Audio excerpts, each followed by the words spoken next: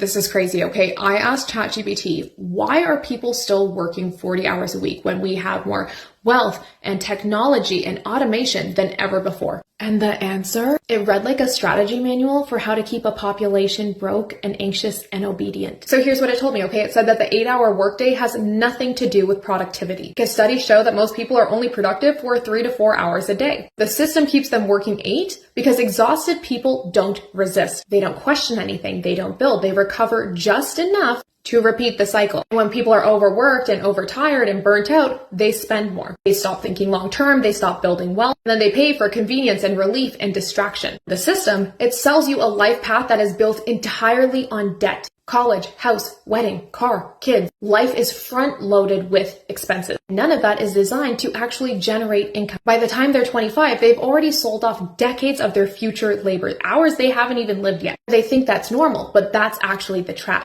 The modern 8-hour workday wasn't created to maximize human potential. It was designed to maximize compliance.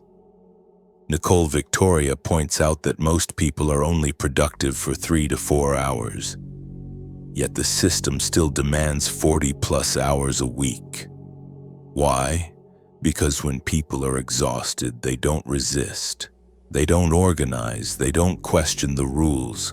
They just recover enough to repeat the cycle. It's not an accident that the average person wakes up tired, works all day, comes home mentally drained, scrolls for dopamine, buys something to feel better, and then starts over. That's not life. That's a closed-loop economic engine. And that engine needs people in a constant state of low-grade panic, because tired people spend more. But anxious people spend faster. Anxiety makes people impulsive. It keeps them focused on short-term survival instead of long-term strategy. So the system piles on pressure from every angle. Unrealistic career expectations, social media comparison, rising living costs, financial milestones you're supposed to hit, fear of falling behind. And the same institutions that manufacture this anxiety conveniently sell the solution. Subscriptions, self-improvement apps, products, programs, and lifestyles. The economy profits not only from your labor, but from the emotional struggle created by your labor. Then there's the debt trap. Nicole explains how most people start adulthood by taking on huge expenses they can't actually afford: college, a car, a house, a wedding, kids. And because almost no one has the money up front, they borrow for everything. By the time most people turn 25, they've already sold decades of future labor to banks. In other words, the system doesn't just take your time today. It takes your time before you even live it. Debt is treated like some kind of adulthood initiation, as if you're not a real member of society until you owe somebody money. But it's not a milestone, it's a cage. And when people start feeling the weight of that cage, the system offers the same solution every time: work harder. But working harder inside a broken structure doesn't free you. It just keeps you dependent, running in circles while the cost of everything climbs faster than you can earn. That's the part the wealthy understand. They know the goal isn't to trade time for money. It's to acquire assets that work while you sleep and to use the financial system rather than be used by it. Nicole points to financial literacy as the exit ramp. Understanding taxes, investing, and the mechanics of money. But here's the part she doesn't explicitly say. The system is built this way because the money itself is broken. A fiat currency system requires inflation. Inflation requires constant economic growth. Constant growth requires constant consumption. And constant consumption requires an exhausted, anxious population that never stops working. In other words, when governments can create unlimited currency, prices must rise over time. Your savings lose value automatically. If money is always losing value, the whole economy has to constantly speed up to compensate. There is no pause button. Growth becomes a requirement instead of a choice. To keep the economy expanding, people need to spend non-stop, buying more stuff more often even when they don't need it. Consumption becomes the fuel of the system.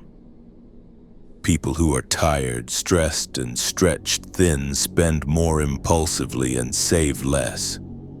A population that's always working and always anxious is not an accident. The 8-hour workday drains people, and the system needs people drained, because a currency that loses value every year can only survive if people keep working more, spending more, and never slowing down. To put simply, people aren't overworked because it's efficient, they're overworked because the money is weak. That's why the wealthy don't play the same game.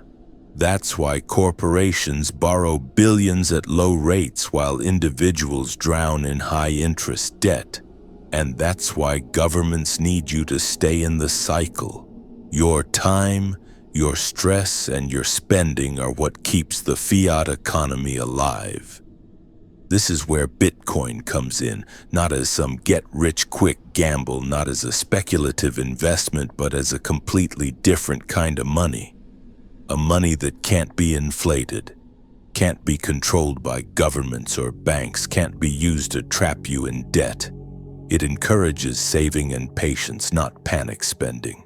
And it lets you store the value of your labor without it decaying over time. Bitcoin breaks the work, spend, repeat cycle because your saved hours finally hold their value. They don't melt like ice in your bank account. They don't get diluted by government policy. Bitcoin gives you back the one thing the system quietly steals: your time and energy. Nicole's message is ultimately about waking up to the hidden machinery of modern life, how the system keeps people tired, stressed, and dependent. She says the real escape is understanding how money works. Financial literacy matters. But sovereign money, money you fully control, is the missing piece the current system will never teach. Bitcoin isn't just a way to build wealth.